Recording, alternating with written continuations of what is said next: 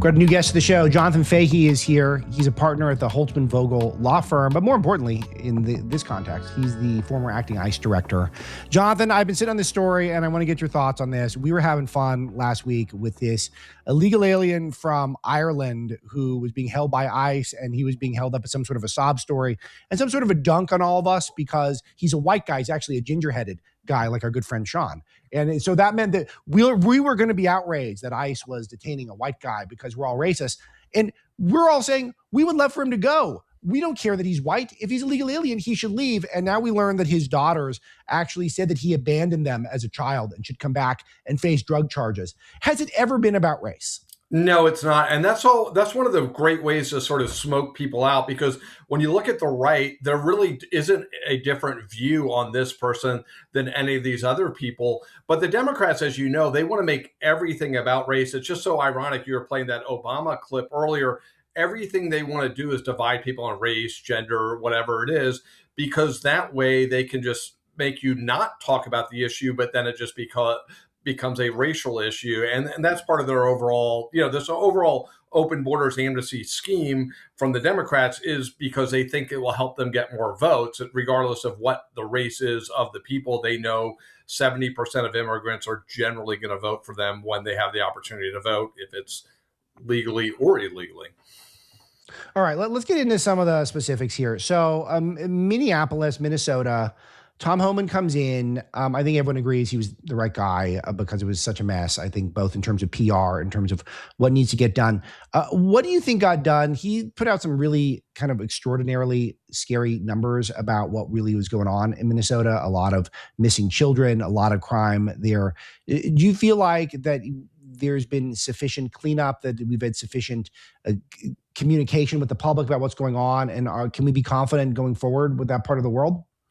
Yeah, I think it's been, overall a success when he went in there, because when you look at the overall numbers, which you talked about, what was it? 4,000 people were arrested, illegal aliens. And if you're taking it, assuming they're generally tracking the overall deportation numbers, 70% of those would have criminal records. And he talked about gang members, murderers, people, sex offenders being in that group being removed. The other thing that I think he did, that's probably the most important thing he did, and Waltz and Frey, however you pronounce it, don't want to give him the credit for this and don't really admit this, but what they stopped doing is basically being sanctuary cities in these local jails. They're not honoring ICE detainers per se, but what they're doing is essentially giving ICE 48 hours notice before an illegal alien is being released from the jail, so they could be there at the front door to pick them up and deport them or go through the process. So I think that's the most successful thing that he did when he was there, because as you know, and it's talked about a lot on all the shows, is when you arrest somebody from the jail, it only takes one agent, maybe two agents, as opposed to 7 to 10 out there on the streets, as well as significantly less time, because it's just a one-shot transaction as opposed to trying to track somebody down. So I think that's the most significant takeaway from Tom Homan's sort of intervention there. But I would characterize this in terms of the immigration part of it an overall success, because they're getting rid of criminals. And we've seen sort of nationally what our crime numbers have looked like this year. And a lot of it has to be attributed to removing the bad guys that are here, kicking them out, and also deterring the bad guys that are here that don't want to get kicked out from doing anything bad.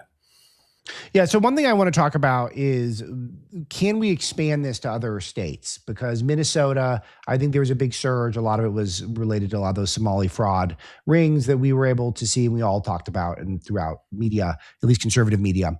And I got to tell you, I'm out in California. It's probably 10 times, maybe 100 times worse here. So are we going to move on, or did the left succeed in kind of making it so that this is a toxic issue and we have to take our ball and go home? I don't think so. I think they really can move on. And I think what Tom Homan has always talked about is really targeting these sanctuary cities and sanctuary states.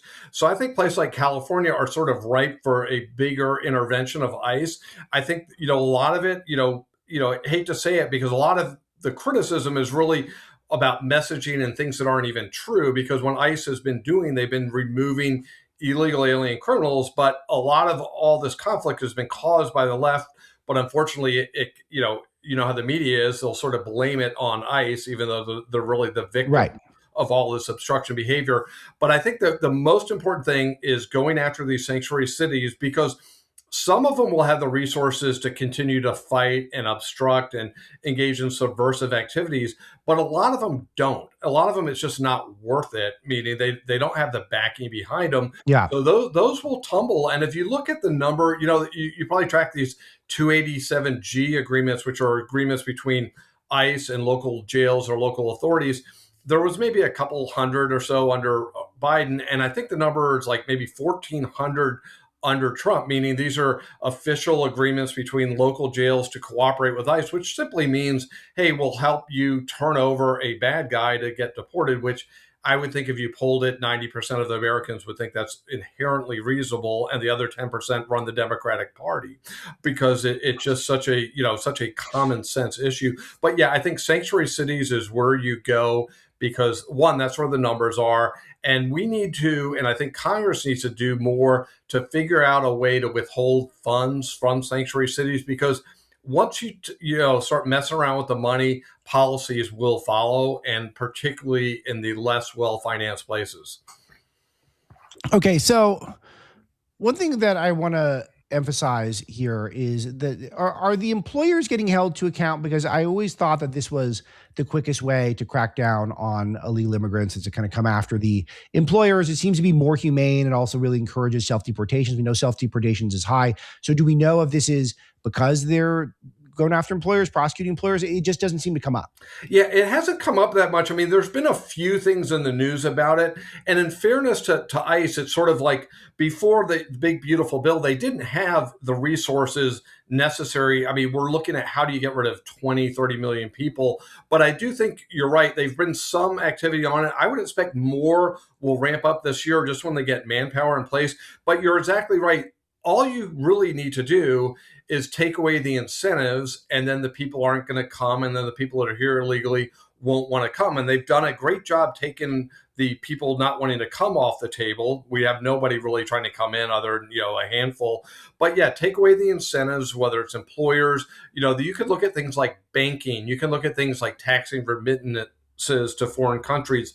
All of these things could really take things off the table, but really go after these states, you know, particularly like California, Illinois. They actually give additional benefits that American citizens don't even get to illegal aliens. You look in Illinois, you're better off if you're a college student, if you're not an American citizen in Illinois, in terms of financing and probably admissions as well. So they need to really attack every single incentive.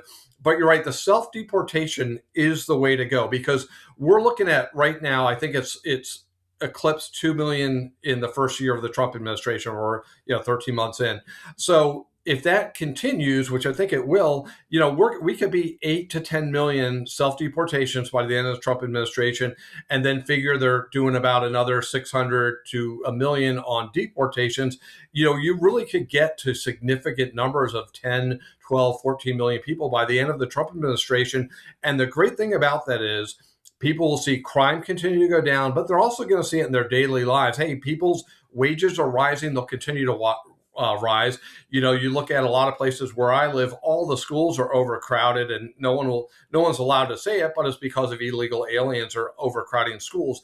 That will alleviate. Hospitals will be less burdens. People will be healthier because they'll have more access to healthcare. So once people can see the benefits, I think the President Trump and the narrative and the common sense narrative will overtake the misbehavior of the Democrats, which is admittedly working short term. I don't claim it's not, because their polling is helping them, but I think the long-term gain by consistently, steadily enforcing the law, discouraging people from coming here, making it harder for them, illegal aliens, to conduct business and to act in just sort of daily lives, putting pressure on employers. I think all of that will have a massive impact, and ultimately the American citizens will benefit immensely. It just feels like we should just start going after these employers, and I think it really could help. But some of my ideas, I want to bounce a couple of these off you. So could we do more I-9 verifications at workplaces, where the IRS could match workers claiming Social Security numbers or ITIN numbers against IRS records?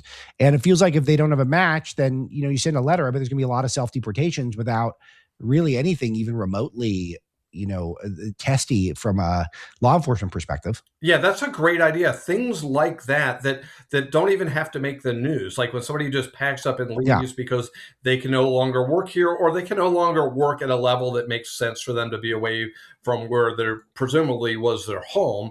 So yeah, all of those things, like little things, make a big difference. And that's why this self-deportation thing, if you think about it, it's like it started off as $1,000 a person, now it's 2,600, but people were leaving for $1,000. So I mean, if you think about Right. it, Right. right, anything that cuts the incentive a little bit, it all accumulates. So yeah, if it's I-9 verification, less jobs available, an incentive to leave, all of these things, like, okay, the incentive to leave now eclipses the incentive to stay, and people will leave. And then the threat of being arrested has to be there too, because then if every single day they're thinking, hey, this might be the day I get picked up and thrown in a cell and then get deported anyway, is all of this worth it anymore? And I think a lot of people are going to come down on the world of, it's not worth being in here in violation of American laws.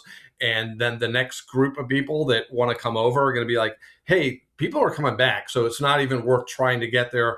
Remember they were paying the coyotes $7,000 to $9,000 a pop just to get Yes. taken here. So no one's going to want to pay that anymore if you're getting turned around or you can't make any money. Yeah. All right, so we got a minute left, Jonathan. Why don't you give me, and again, Jonathan Fahey, John for Fairfax, John with no H, John for Fairfax on X, the Everything app. You guys should follow him there. What are your benchmarks for success? What do you think the White House and this administration should be focused on, and how do we know it's working? I think the benchmark for success should be, you got to look at numbers. Are we removing people or self-deportation? Then the overall benchmarks that help the American people. What's crime looking like? What are wages looking like? Because remember, Trump won, Trump 45, wages went up, go down during Biden, going back up again. People will see that and appreciate when your quality of life gets better, all these things get better. But I would say wages, crime, deportation numbers. And so how do you think we're doing? I think they're doing phenomenally well. And I really do think these things, and I'm not trying to, when somebody dies, it's a bad thing, but overall, they're doing a phenomenal job. And the bad things that have happened have been the fault of the left, antagonizing, disrupting, engaging in subversive behavior. And if they were just acting civilly, none of the bad things would have even happened. I think they're doing phenomenally well. I think just keep hitting the messaging. Excellent. Let the public Thank you, know what you're Jonathan. doing.